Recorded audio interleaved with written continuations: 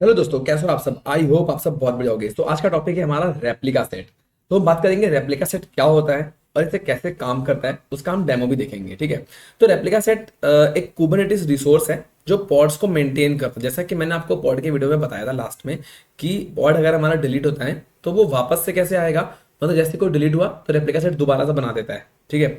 ये इंश्योर करता है कि स्पेसिफिक जो नंबर ऑफ आइडेंटिकल पॉड्स हैं वो रन करते रहें, और अगर कोई पॉड फेल हो जाता है तो उसकी जगह न्यू पॉड क्रिएट हो जाता है। ठीक है। मतलब क्रिएट होना वो इसके ऊपर डिपेंड करता है। ठीक है।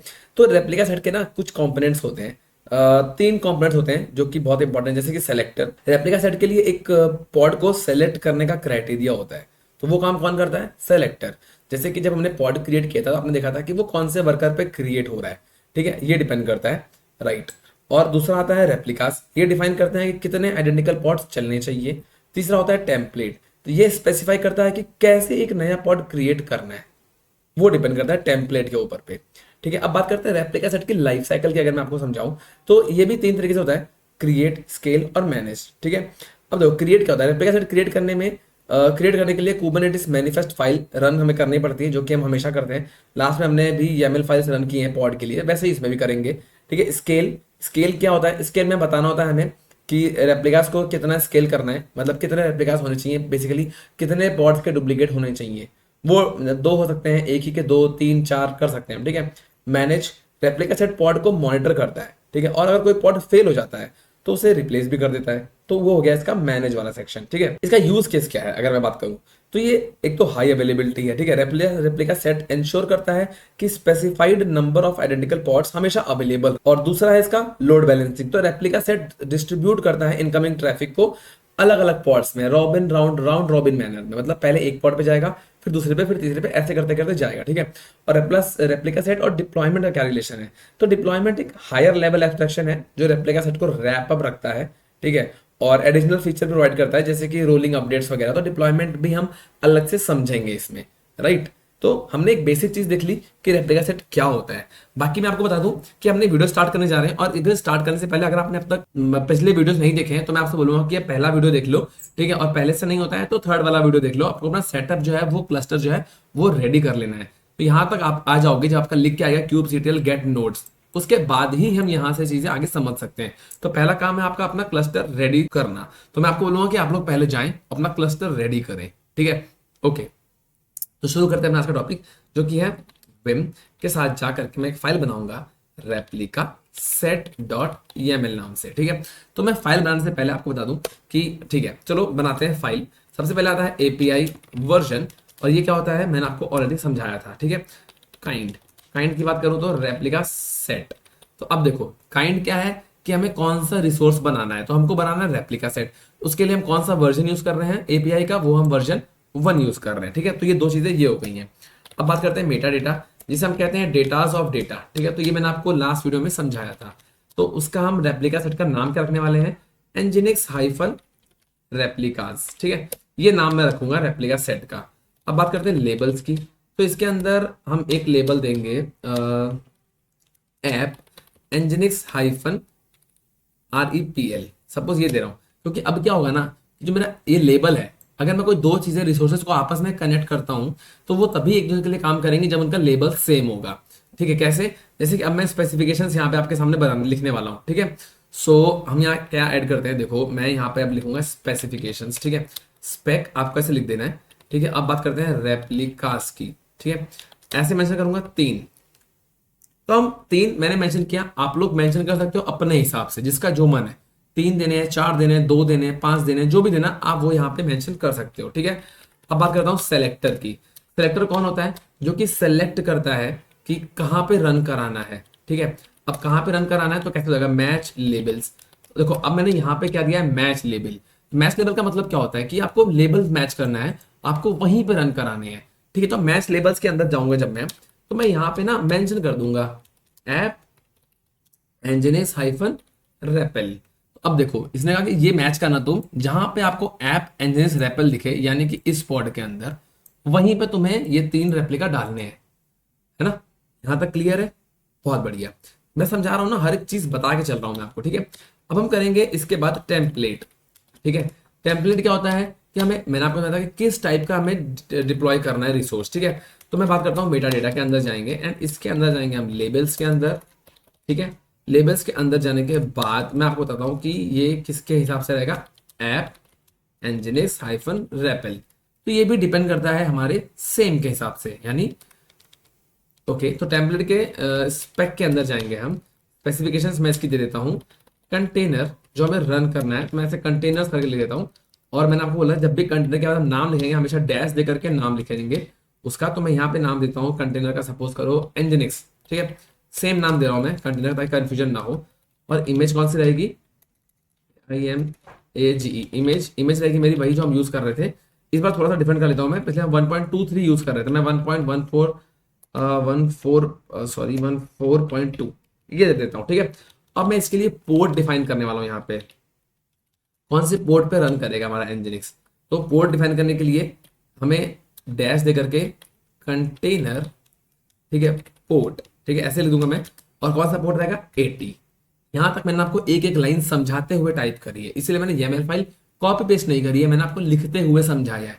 क्योंकि जब हम लिखेंगे ना, आज तो आपको बहुत कम चांसेस है कि जॉब पे लिखनी पड़े, ठीक है। अगर लिखनी पड़ती है तो आपको समझ में आ जाना चाहिए कैसे लिखना है। मैं आपको बोलते बोलते लिखा रहा हूं तो वैसे लिखी हुई जाती है, ठीक है। और समझाता इसलिए हूं, अगर आपको लिखी हुई मिलेगी तो आपको समझ में आ जाएगा कि रेप्लिकास क्या होते हैं, सेलेक्टर क्या होता है, मैच लेबल्स क्या होते हैं। तो ये सब आपको जब आपको लिखा हुआ अगर मिलेगा, सपोज आपको नहीं बनानी पड़ी बट आपको लिखी हुई मिल गई, तो आपको कुछ चेंजेस करने हैं उसमें, ठीक है। अब आपको सपोज रेप्लिकास बढ़ाने हैं, आपसे कोई कह देगा आपका बॉस कि ये काम करो इसमें रेप्लिका बढ़ा दो, आपको पता नहीं कि क्या बढ़ाऊं, कहाँ जाके बढ़ाऊं।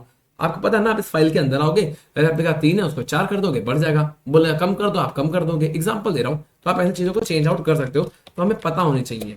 हम इसको सेव करके आ जाएंगे बाहर, और मैं हमेशा की तरह इसको अप्लाई कर दूंगा, kubectl apply -f replica set.yml, इसे कर दूंगा एंटर, एंड हमारा पॉड जो है डिप्लॉय हो जाएगा। ओके थोड़ा सा गड़बड़ हो गया है, मैं करता हूँ विम YAML, और यहाँ पे ना आपको जो API वर्जन है उसको हमें थोड़ा सा ऐसे मेंशन करना है। देखो एक सेकंड, यहाँ होगा apps/v1, ठीक है, ऐसे मेंशन होगा ये, राइट।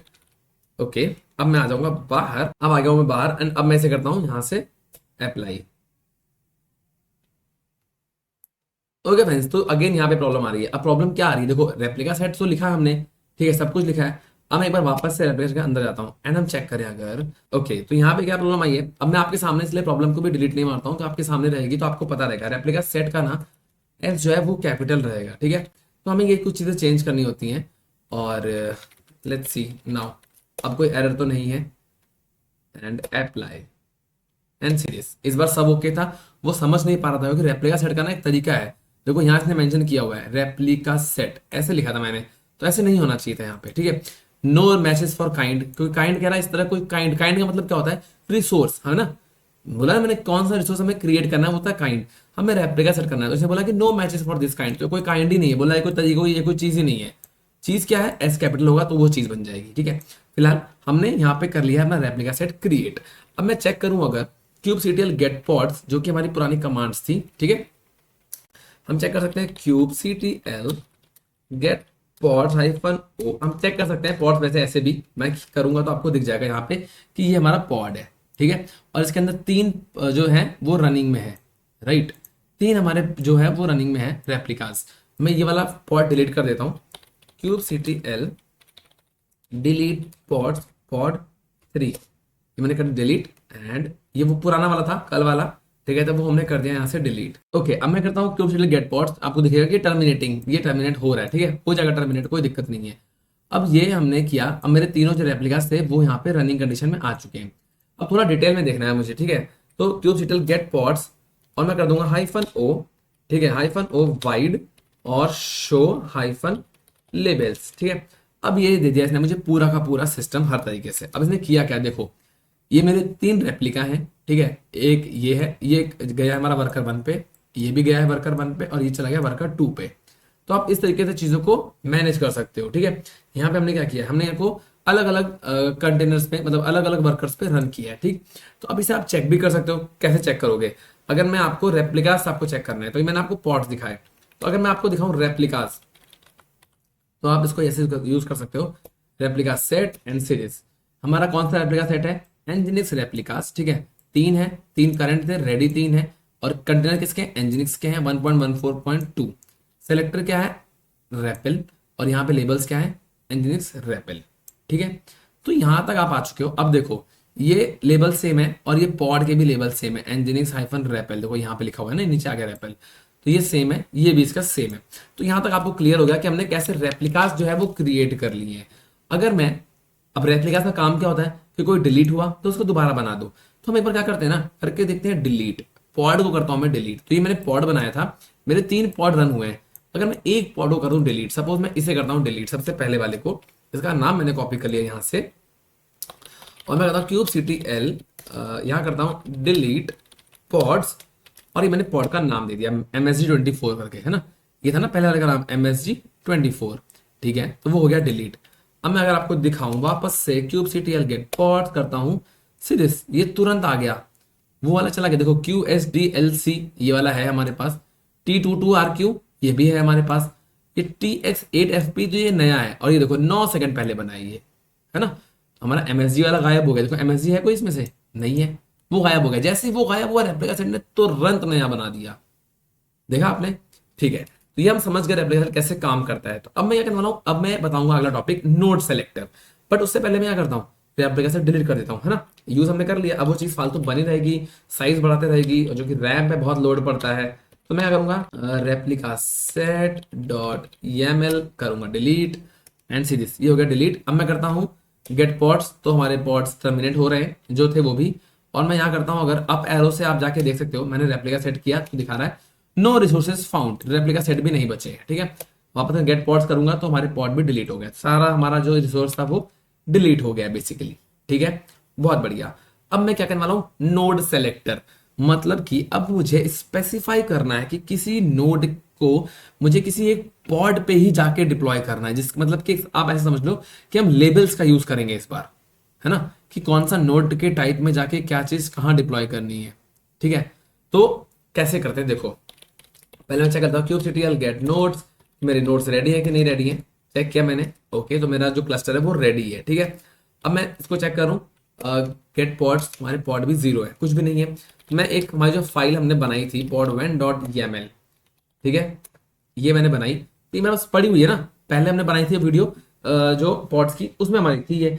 इसी को मैं थोड़ा सा इसको एडिट कर लूंगा। ठीक है, कैसे करूंगा एडिट वो देखो आप, मैं लेबल पे जाता हूँ, लेबल्स पे मैं जा करके काम करता हूँ, आई प्रेस कर लेंगे हम, और यहाँ मैं कर दूंगा ऐप, ठीक है, और यहाँ मैं कर दूंगा एनजिनिक्स। ठीक है, इतना मैंने ऐड कर दिया इसमें, और ये 2 लेबल्स हैं, इसको आप एस्केप करके डी दबाओगे ना तो वो लाइन डिलीट हो जाएगी। ठीक है, तो मैंने लाइन डिलीट कर दिया, वापस आई प्रेस करके दोबारा इंसर्ट मोड पे आ जाऊंगा, एंड यहाँ मेरा कंटेनर्स है, कंटेनर का नाम मैं यहाँ दे देता हूँ इस बार माई फर्स्ट कंटेनर। ठीक है, और एनजिनिक्स इमेज में सेम रखता हूँ, और हम लोग जो नया जो ऐड कर रहे हैं, ठीक है, वो मैं यहाँ लिखता हूँ, क्या चीज़ है, नोड सेलेक्टर। ठीक है, और नोड सेलेक्टर के अंदर हमारा नोड टाइप क्या रहने वाला है, TYP, ये रहेगा मेरा प्रोडक्शन। ठीक है, सपोज करो मैं नोड टाइप दे रहा हूँ प्रोडक्शन, पर मुझे नोड टाइप कहाँ देना है वो मुझे डिफाइन करना पड़ेगा। ठीक है, तो मैं एस्केप शिफ्ट सेमीकोलन WQ करके आ जाऊंगा डायरेक्टली बाहर। ठीक है, अब देखो मैं आपको कुछ चीजें बता देता हूं। अब देखो नोड सेलेक्टर बेसिकली क्या होता है ना, हमने लिख तो दिया। अब नोड सेलेक्टर एक कुबरनेटिस का फीचर है जो कि क्या करता है, पॉड्स को ना शेड्यूल करने का काम आता है, बट वो डिफाइन करता है कि जो मतलब एक पॉड को एक पॉड के डेफिनेशन में यूज किया जाता है बेसिकली, जिससे कुबरनेटिस को हम बताते हैं कि किस नोड पर पॉड को शेड्यूल करना है, मतलब किस नोड पर करना है। मेरे पास तो 2 नोड्स है ना, वर्कर 1 और वर्कर 2, देखो एक ये नोड है वर्कर 1 और वर्कर 2, तो मुझे बताना है, जैसे अभी वो अपने आप से कर रहा था, बट मैं चाहता हूं कि मैं बताऊं कि तुम वर्कर 1 पे करो या वर्कर 2 पे करो, तो वो हम करेंगे। तो इसके लिए हमें 2 जो कंपोनेंट है बेसिकली वो 2 होते हैं, एक होता है ये लेबल, ठीक है, और एक होता है ये नोड टाइप, ठीक है, यानी सेलेक्टर, राइट, नोड सेलेक्टर। ये 2 इसके इंपॉर्टेंट है, बाकी देखो ये सब इतना नॉर्मल था, ये भी नॉर्मल था, बट हमें इस टॉपिक के लिए नोड सेलेक्टर के लिए नोड सेलेक्टर और लेबल्स, ये 2 हमारे इंपॉर्टेंट चीजें हैं। ठीक है, तो लेबल्स क्या होता है, ये हर नोड और पॉड के लिए लेबल डिफाइन किए जाते हैं, आपने देखा हम सब पे कर रहे थे। ठीक है, सेलेक्टर क्या होता है, पॉड डेफिनेशन में सेलेक्टर का यूज किया जाता है जिससे कुबरनेटिस को बताया जा सके कि किस नोड पर पॉड को शेड्यूल करना है। राइट। तो नोड सेलेक्टर का यूज कैसे करते हैं? नोड सेलेक्टर को लेबल करते हैं। सबसे पहले स्पेसिफिक नोड्स को लेबल करना होता है जिससे हम उन्हें आइडेंटिफाई कर सकें, यानी कि दिस वन, ठीक है। एंड देन हम पॉट डेफिनेशन में सेलेक्टर का यूज करें, फिर पॉट डेफिनेशन में सेलेक्टर का यूज करके स्पेसिफाई करें किस टाइप के नोड पर, यानी किस टाइप का नोड है, प्रोडक्शन, आपको मेंशन किया मैंने, ठीक है, किस टाइप के नोड पर हम उसको शेड्यूल करें। अब जैसे कि सपोज मेरा नोड्स रन हो रहे हैं, ठीक है, एक नोड मेरा रन हो रहा है मुंबई में, एक रन हो रहा है मेरा लंदन में, तो मैं चाहता हूं कि मेरा जो नोड है वो मुंबई में रन हो। जियोग्राफिकल लोकेशन के हिसाब से भी हम डिफाइन कर सकते हैं कि किस नोड पे मुझे रन कराना है। जैसे कि मेरा वर्कर 1 सपोज को लंदन में रन हो रहा है ताकि वहां के लोगों के लिए इजी रहे, और वर्कर 2 पे हमारा मुंबई का रन हो रहा है, तो मैं चाहता हूं कि मेरा पॉड कहां पे जाकर डिप्लॉय हो, वर्कर 2 पे, कौन से नोड पे, सेकंड नोड पे, तो हम उसको भी वैसे मेंशन कर सकते हैं। अब थोड़ा इसको डिटेल समझते हैं। डिटेल मतलब थोड़ा सा कोडिंग इसका मतलब देखते हैं, डेमो है ना। तो छोटा ही है, kubectl लेबल नोड्स, अगर मैं ये डालता हूं और चाहता हूं कि मैं k8s वर्कर 02.example.com, ये मैंने नोड मेंशन कर दिया, ठीक है। kubectl लेबल्स और ये नोड मैंने मेंशन कर दिया कि मुझे इस नोड पे जाना है, और node type is equal to, देखो मैं पहले आपको एक चीज बता देता हूँ, नोड टाइप प्रोडक्शन, ठीक है। मैं आपको एक चीज पहले समझा देता हूँ, ज्यादा बेटर समझ में आ जाएगा। हैशटैग लगा दिया मैंने, अब ये कमांड रन नहीं हुई है ना, मैंने इसके आगे देखो हैश लगा दिया, तो ये कमांड रन नहीं हुई है, मैंने नोट कर लिया है, बार बार टाइप करने से अच्छा मैंने नोट कर लिया यहाँ पे, ठीक है। अब देखो मैं आपको बताऊँ, अगर मैं करता हूँ kubectl गेट नोड्स, ठीक है, और इसको मैं यहाँ पे नोट कर देता हूँ अगर, ठीक है, ये मैंने किया, kubectl get nodes -o wide show labels, ठीक है। अब देखो यहाँ पे ना किसी के आगे लेबल्स नहीं लगे हुए हैं, यहाँ पे लिखा है OS लिनक्स, यहाँ पे लिखा है OS लिनक्स, और यहाँ पे थोड़ा सा कुछ और लिखा हुआ है, कंट्रोल प्लेन है क्योंकि ये, तो यहाँ पे भी कुछ स्पेसिफाई है नहीं, ठीक है। तो पहले मुझे बताना पड़ेगा, तो पहले मैं ये नोड टाइप लगा दूंगा किसी के आगे, ठीक है। किसके आगे लगा रहा हूं मैं, वर्कर 2 के आगे लगा रहा हूं। तो जो वर्कर 2 है मेरा, ठीक है, जैसे ये मेरा वर्कर 2 है, तो यहाँ पे ना लिख के आपको आ जाएगा प्रोडक्शन, नोड टाइप प्रोडक्शन, ठीक है, वो लिख के आ गया इसके आगे। और उसके बाद मैं अपने पॉड को बताऊंगा कि जहां पे नोड टाइप प्रोडक्शन लिखा है वहां पे जाके डिप्लॉय हो जाओ। समझ रहे हो आप, कि पहले बता दूंगा कि ये काम करो, ये जा करके इसको लगा दो, ठीक है। अब देखो कैसे लगेगा, ये मैंने किया, ठीक है, एंड यहाँ पे गए हम, इसको हटाया मैंने, रन, ठीक है, लेबल्ड हो गया। अब अगर मैं सेम चीज रन करता हूँ एंड स्टेजेस, यहाँ देखो अभी नहीं लिखा था ना, सिर्फ OS लिनक्स लिखा था, अब यहाँ पे जाके ये लग गया इसका लेबल, नोड टाइप प्रोडक्शन लग गया ना लेबल। अब मैं क्या करने वाला हूँ, देखो अब मैं अप्लाई करूंगा kubectl apply -f pod1.yaml, enter कर दूंगा। अब आप देखना ये जा करके जो क्रिएट हुआ है ये वर्कर 2 पे ही क्रिएट हुआ होगा, ठीक है। अब कैसे चेक कर सकते हैं, यहाँ नोट्स की जगह पे मैं कर दूंगा पॉड, और ये हमको दे देगा डिटेल में, ठीक है, एंड सीरीज, ये कहाँ जाके सेटल हुआ है, वर्कर 2 पे। तो आपने देखा कि हम लोग पॉड को स्पेसिफिकली नोड पे भी जाके डिप्लॉय कर सकते हैं, है ना, किससे, नोड सेलेक्टर के। तो ये होता है नोड सेलेक्टर, कि हमने नोड को सेलेक्ट किया है, ठीक है। ओके, तो अब मैं यहाँ करता हूँ वही अपना क्लीनअप एग्जीक्यूट कर लेता हूँ। तो क्लीनअप कैसे एग्जीक्यूट करते हैं, डिलीट -pod1.yaml और डिलीटेड, सिंपल हो गया डिलीट, ठीक है। तो गाइज आई थिंक आपको ये वीडियो समझ में आया होगा। हमने यहाँ पे नोड सेलेक्टर और हमने यहाँ पे समझा है रेप्लिका सेट को। तो मैं उम्मीद करता हूँ मैंने आपको हर तरीके से समझाने की कोशिश करी है कि आपको जितना इजीली तरीके से समझ में आ जाए, ठीक है। अब इसका जो एक इंपॉर्टेंट कॉन्सेप्ट है डिप्लॉयमेंट, तो वो भी हम करेंगे नेक्स्ट वीडियो में। बट उससे पहले आपको बोल दूं कि आप लोग ने अगर ये सेटअप नहीं किया है तो प्लीज आप लोगों से रिक्वेस्ट है जाके इस सेटअप को क्रिएट कर ले, ठीक है, अपना क्लस्टर रेडी कर लें, एंड देन उसके बाद आप इन चीजों को करें ताकि आपको बहुत अच्छे से समझ में आएगी, ठीक है। सिंपल सिंपल सी कमांड्स हैं, कुबरनेटिस बहुत आसान है, बस थोड़ा सा प्रैक्टिस चाहिए कुबरनेटिस को, ठीक है, क्योंकि थोड़ा सा लेंदी है और कुछ नहीं, ठीक है। बाकी आप लोग टेंशन मत लो, और आप लोगों से हाथ जोड़ के रिक्वेस्ट करता हूँ कि आप लोग यार मतलब सब्सक्राइब नहीं करते हो, मेरे 80% व्यूअर्स सब्सक्राइब नहीं करते हैं, तो मैं चाहता हूँ आप लोग प्लीज सब्सक्राइब करो। आप लोग देख लेते हो, अपना टाइम दे देते हो, सब कुछ बहुत बढ़िया है, बस आप लोग सब्सक्राइब नहीं करते हो। आप लोगों के लिए फ्री है, आप लोग सब्सक्राइब कर दो, उससे कुछ नहीं पड़ने वाला, आपके ना मोबाइल पे कोई जोर पड़ने वाला है, ना आपके लैपटॉप पे कोई जोर पड़ने वाला है। आप लोग सब्सक्राइब कर दो, मुझे दिल से अच्छा लगता है और मेरी थोड़ी सी हेल्प हो जाती है, और कुछ नहीं, ठीक है। बाकी चैनल पे नए हो जो सब्सक्राइब कर लो, लाइक कर दो, पुराने हो तो एक बढ़िया सा कमेंट कर दो, ठीक है। बाकी हम मिलेंगे, मतलब नए वाले भी कमेंट कर सकते हो, ऐसा कुछ नहीं है, ठीक है। बाकी हम मिलेंगे नेक्स्ट वीडियो में, बाय, अपना ध्यान रखना, अपनी फैमिली का रखना, सी यू नेक्स्ट टाइम।